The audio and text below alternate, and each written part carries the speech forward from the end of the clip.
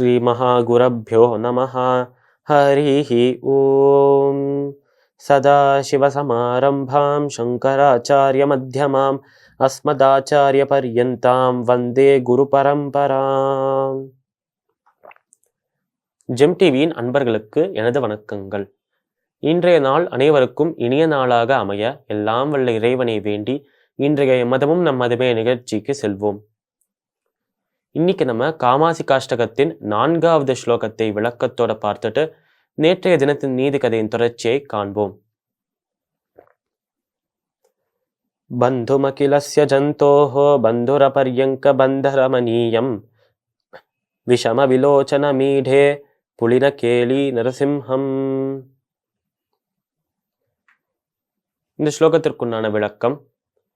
நம்ம தேசிகன் இது வரைக்கும் பார்த்த 3 ஸ்லோகங்களை நம்ம நரசிம்மரை பார்க்கிறாராம், வணங்குறாராம், போற்றுகிறாராம்.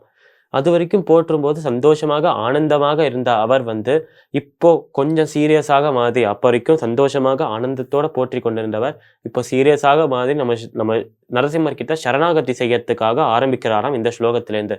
அதனால்தான் இதுக்கப்புறம் வர ஸ்லோகங்களுக்குலாம் ஒரு மாதிரி சீரியஸான ஒரு டோன் இருக்கும் என்று எல்லாருமே சொல்றா.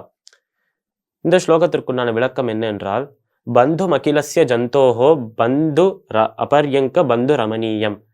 அதாவது பந்து அகிலஸ்ய ஜந்தோஹோ, இந்த அகிலம், இந்த பிரபஞ்சத்தில் இருக்கும் அனைத்து ஜந்துக்களுக்கும் அனைத்து உயிரினங்களுக்கும் பந்துவாக ஒரு நண்பனாக இருக்காராம் நம்மளோட நரசிம்மர். அதனால அனைவருக்கும் ஒரு நண்பனாக எல்லாரோடையும் நட்போட இருக்கிற எல்லாரையுமே பாசமா பார்த்துக்கிற அந்த நரசிம்மர் எப்படி இருக்கார் என்று சொல்றார் நம்மளோட தேசிகன். பந்து மகிலஸ்ய ஜந்தோஹோ பந்துர் அபர்யங்க பந்த ரமணீயம். அதாவது அபர்யங்க பந்தம் என்னும் ஒரு போஸ்ட்ல, அபர்யங்க பந்தம் என்னும் ஒரு நிலையில இருக்காராம் நம்மளோட நரசிம்மர். அபர்யங்க பந்தம் என்றால் என்ன? இங்க இருக்கிற நரசிம்மர், இந்த திருவேலுக்கைங்கிற கஷேத்திரத்துல கோவில்ல இருக்கும் நரசிம்மர் அபர்யங்க பந்தம் என்னும் ஒரு நிலையில இருக்காராம். எப்படி நம்ம எல்லாருமே பார்க்குற மாதிரி விஷ்ணு எப்படி அபயஹஸ்தம், அதே நேரத்தில் சங்கு சக்கர கதை தாமரை இதெல்லாம் வச்சு காட்சியளிக்கிறாரோ அதற்கெல்லாம் ஒரு நிலை, ஒரு போஸ் என்று அர்த்தம். அது போலவே அபர்யங்க பந்தம் என்று இங்க வச்சிருக்கார். ஏனென்றால் இங்க இருக்கும் நரசிம்மருக்கு இன்னொரு பேர் இருக்கு, யோக நரசிம்மர் என்று பெயர்.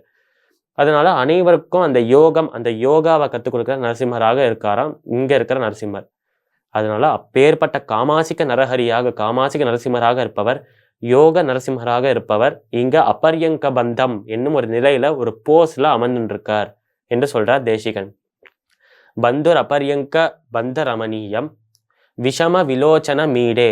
அதாவது முக்கண் உடையவராக இருக்கும் இவர் அந்த 3 கண்களிலும் கருணையோட அந்த பக்தர்களை பார்க்கிறார். அந்த 3 கண்கள்லேருந்து அவரோட கருணை பார்வை பக்தர்கள் மீது விழறது என்று சொல்றார் தேசிகன். வேகவதி புலினகேலி நரசிம்ஹம். அதாவது வேகவதி என்னும் நதியின் கரையில தானே நம்மளோட நரசிம்மர் இருக்கார். நதிக்கரையில என்ன இருக்கும்? மணல் இருக்கும், சாண்ட் இருக்கும். அதனால இந்த வேகவதி என்னும் நதியின் கரையில் இருக்கும் மணல்ல விளையாடுகிறாராம் நம்மளோட நரசிம்மர். அதாவது இது வரைக்கும் கோவிலுக்குள்ள சந்தோஷமாக ஆனந்தமாக போற்றி கொண்டிருந்தவர் இதுலேருந்து கொஞ்சம் சீரியஸா டோன் எடுத்து சரணாகதி, அவர் தான் எனக்கு எல்லாமே என்று சரணாகதி செய்கிற அந்த நிலைமைக்கு போறாராம் நம்மளோட தேசிகன். அதனால வேகவதி என்னும் ஆற்றின், அந்த நதியின் கரையில் இருக்கும் அந்த மணல்ல விளையாடுகிற நரசிம்மராக இருப்பவர் யோக நிலையில் அபர்யங்க பந்தம் என்னும் நிலையில் அமர்ந்திருக்கும் எல்லாருக்கும் அருள் புரிகிற அந்த நரசிம்மர் எனக்கும் அருள் புரிய வேண்டும் என்று இந்த ஸ்லோகத்தில் தேசிகன் வேண்டுகிறார். இந்த ஸ்லோகத்திற்குண்டான விளக்கம் இதுவே. இப்ப நம்ம நேற்றைய தினத்தின் நீதி கதையின் தொடர்ச்சியை காண்போம்.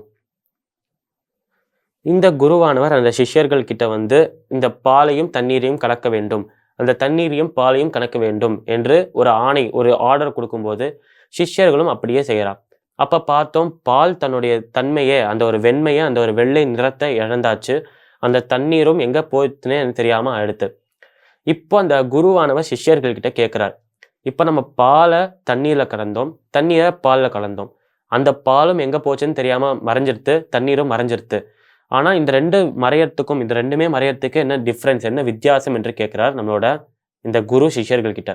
அப்ப அந்த சிஷ்யர்கள் சொல்றாலாம், அந்த பால் அந்த தண்ணீர்ல மறையும் போது, அதை கலக்கும் போது அந்த பால் சுத்தமாக தன்னோட தன்மையை இழந்தெடுத்து. பாலோட தன்மை என்ன? வெள்ளை நிறம்தான் அதோட தன்மை. அதனால தன்னோட தன்மையை அந்த பால் இழந்தாச்சு.